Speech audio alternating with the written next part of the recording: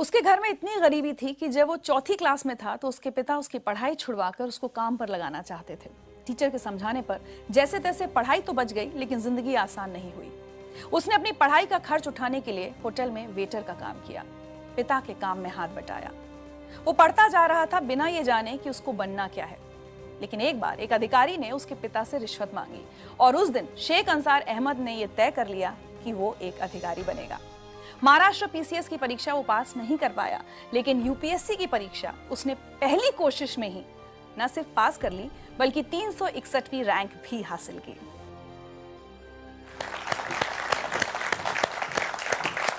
बहुत बहुत बहुत स्वागत है आपका जिंदगी लाइव में। मुझे बहुत अच्छा लग रहा है इतने यंग ऑफिसर को अपने सामने देखकर। चाहूंगी कि आप सबको बताएं कि किस उम्र में आपने यूपीएससी की परीक्षा क्लियर की है। मैं 21 साल का था तब मेरा रिजल्ट आया था। 21 साल की उम्र में मैंने एग्जाम क्लियर की थी। And you been one of the youngest? जी। वाह।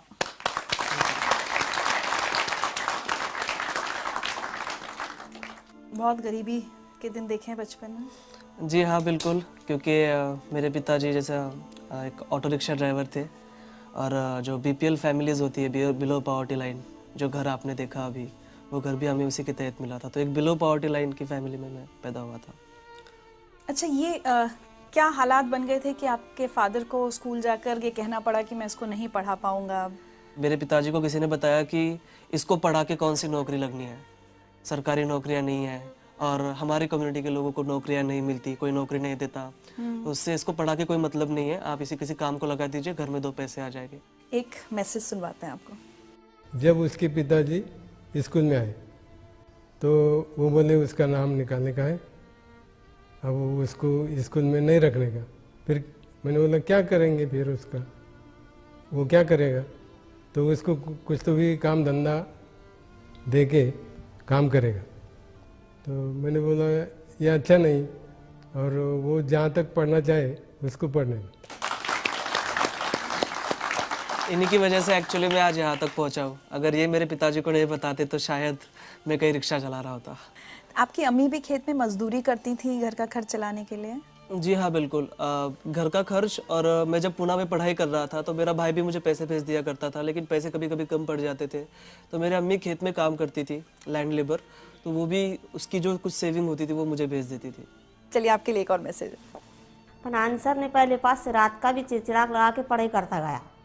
सो जा बोले होंगे तो नहीं तुम सो जाओ, दिन कभी कभी दिन निकल जाना उसको।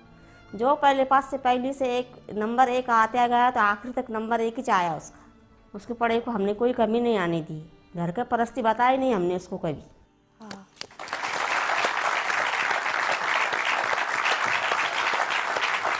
और उस दौरान भी परिवार की स्थिति तो बदली नहीं थी, दिक्कतें थी। उस समय भी आपको बहुत काम वाम करना पड़ा अपनी किताबों का खर्च उठाने के लिए।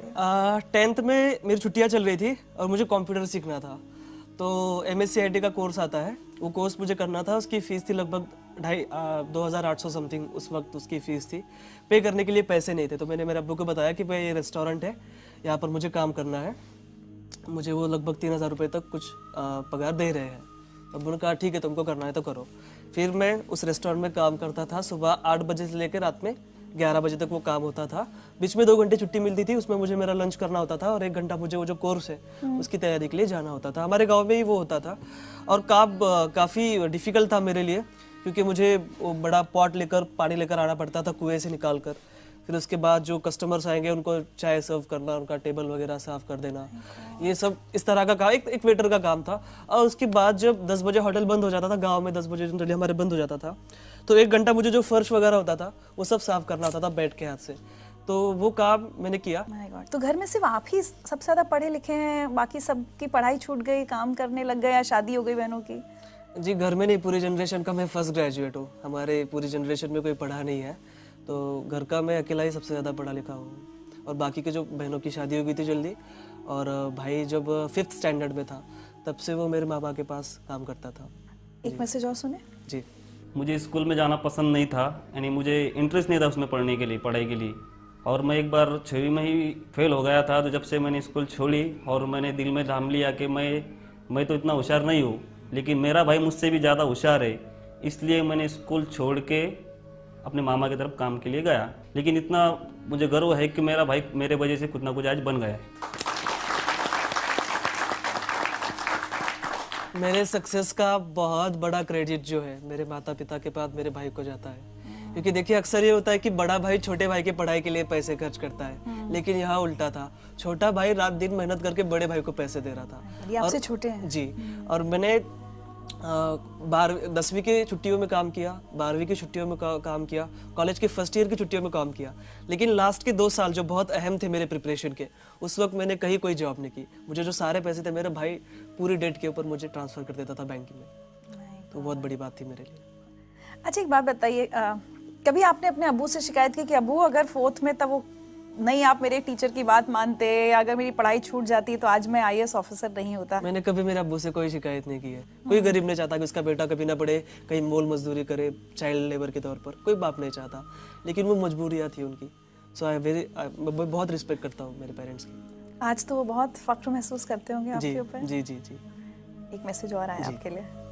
12वीं में उसको 100 पाव के 100 मार्क मिले, आर्ट्स में वो भी, तो मास्टर लोग मुझे वहाँ बुलाए, बाहर वाले कॉलेज में मेरा सत्कार रखे, मेरा स्वागत करे, मेरे को बुलाए। फिर मेरे और छाती ऐसी धड़कने को लगी कि मैंने बोला आप कुछ तो भी मेरा बच्चा बनने के काम का हो गया, कुछ तो भी है मेरे में ताकत। वो हिसाब से फिर मैं करते गया। फिर बाद में बोला अपने को जो घर भी बेचना पड़ा और दुकान भी बेचना पड़ी और गाड़ी भी बेचना पड़ी तो भी बेच डालेंगे, अपन अपने बच्चों को पढ़ाएंगे। उन्होंने मुझे पूछे कि आपका बच्चा क्या बना, तो मैं बोला सर मुझे वो भी नहीं मालूम, मेरे को इतना मालूम है कि मेरा बच्चा कोई ऑफिसर बनने वाला है। ये बताइए, अब ये सब हालात हो गए, उसके बाद ग्रेजुएशन, और दिमाग में ये कब आया कि मुझे UPSC, मतलब गांव में जैसे आप पले बड़े, आपको पता भी नहीं होगा कि UPSC की परीक्षा भी कुछ होती है, तो ये सफ़र तक कैसे पहुँचे? हमको एक घरकुल योजना मिली थी BPL फैमिली के तहत। तो मेरे पिताजी तहसील ऑफिस में उसका चेक लाने के लिए गए थे। वहाँ के ऑफिसर ने कहा कि देखो अगर आप मुझे 10% देते हो, 30,000 हमको तब मिल रहे थे, 10% अगर आप देते हो इसका 3,000 रुपये, तो मैं आपको अभी चेक आपका सैंक्शन करा दूंगा फास्ट इमीडिएटली। ऐसे हालात में 3,000 रुपये की रिश्वत उन्होंने उस ऑफिसर को दे दी।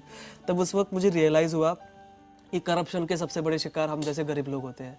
फिर 10th की छुट्टियों में हमारे एक क्लास टीचर थे मापारी सर, वो ब्लॉक एजुकेशन ऑफिसर बने। महाराष्ट्र पब्लिक सर्विस कमीशन के MPSC के जो स्टेट का एग्जाम होता है वो क्लियर करके ऑफिसर बन गए। उनका मैंने पेपर में नाम पढ़ा, फिर उनको मैं जाकर मिला, मैंने कहा सर आप ऑफिसर बन गए और मुझे भी ऑफिसर बनना है, कैसे बनते मुझे प्लीज़ बताइए। फिर उन्होंने मुझे MPSC के बारे में बताया। फिर मैं जब कॉलेज में गया 10वीं पास करके, वहाँ पर हमारे एक टीचर थे जो वो भी तैयारी कर रहे थे UPSC की। उन्होंने उनसे MPSC के बारे में पूछा और फ्लो में उन्होंने मुझे UPSC के बारे में बता दिया कि ये भी बड़ा, उससे बड़ा एग्जाम होता है, इसमें से IAS बन सकते हो, कलेक्टर बन सकते हो। सपने देखने के लिए कौन से पैसे देने, और मेरे पास हारने के लिए कुछ था ही नहीं। तो मैंने कहा चलो बड़ा गैम्बल खेलते हैं, मैं अब UPSC की तैयारी करूँगा। अंसर, कभी जब तैयारी कर रहे थे UPSC की, उस दौरान भी तो ये फेज आया होगा कभी कि ये प्रेशर बने कि अब छोड़ो, इसमें तो पता नहीं होगा या नहीं होगा, कोई छोटी मोटी नौकरी कर लेते हैं, कम से कम अब्बू अम्मी का हाथ बटाएं, ये प्रेशर था आपके ऊपर? जी बिल्कुल था। बहुत बार ऐसा लगता था कि कंपटीशन देखिए 5-5.5 लाख बच्चे एग्जाम देते हैं, तैयारी करने वाले तो उससे भी ज़्यादा है। लेकिन बाद में खुद से मैं पूछता था कि ठीक है, मैं ये नहीं करूँगा तो क्या करूँगा, छोटी मोटी कहीं नौकरी कर लूँगा, उसमें मैं सेटिस्फाइड नहीं रह पाऊँगा, मुझे बड़ा करना है कुछ तो।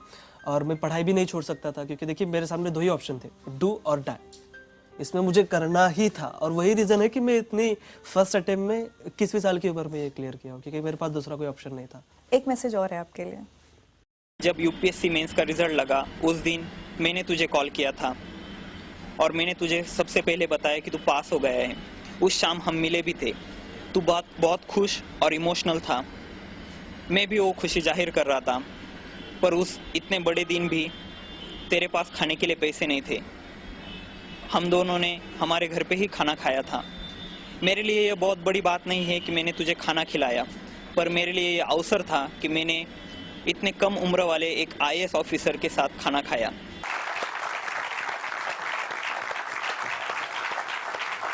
19 फरवरी के दिन मैं लाइब्रेरी में बैठा पढ़ाई कर रहा था और मुझे इसका फ़ोन आया। मैंने कहा अंसार UPSC का रिजल्ट आ गया। मैंने कहा माय गॉड, मेरे वहाँ पर हार्ट बीट्स बढ़ गए, मैं समझ में नहीं आ रहा था मैं क्या करूँ। उसने कहा तेरा रोल नंबर बता।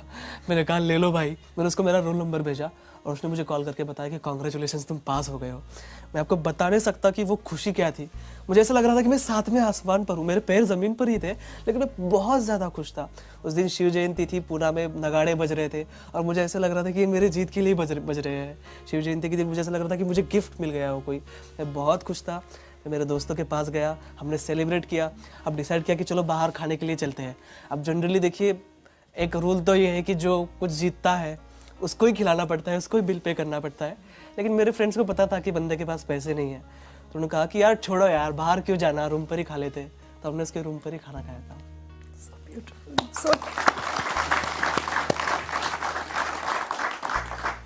मेरे पास सच्ची आज शब्द नहीं, आपकी बातें सुनकर कि इतनी खुशी हो रही है कि एक बच्चा कहाँ से कहाँ पहुँचा है और अब जल्द ही आपकी नौकरी की शुरुआत होने वाली है।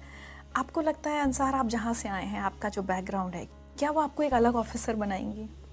मैं ये सोचता हूँ कि मेरे लाइफ में मैंने जो फेस किया है वो किसी और को फेस ना करना पड़े।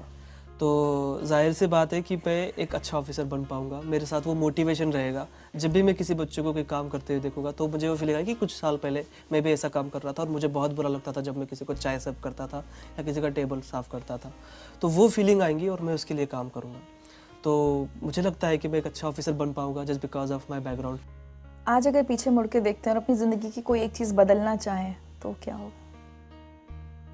मेरी ज़िंदगी की, मैं चाहूँगा कि मेरा बचपन फिर से आ जाए और मेरे पिताजी उसमें IAS हो। सो जैस मुझे तो जब मुझे कोई यूनिफॉर्म ना मिला हो या कोई किताब ना मिली हो तो वो मुझे मिल जाए। कोई एक मैसेज जो आप सब लोगों को, और सिर्फ जो यहाँ बैठे हैं वो नहीं, जो बहुत सारे लोग टेलीविजन पर आपको देख रहे हैं और उसमें से बहुत सारे IAS की तैयारी कर रहे होंगे, उनको क्या मैसेज देना चाहेंगे?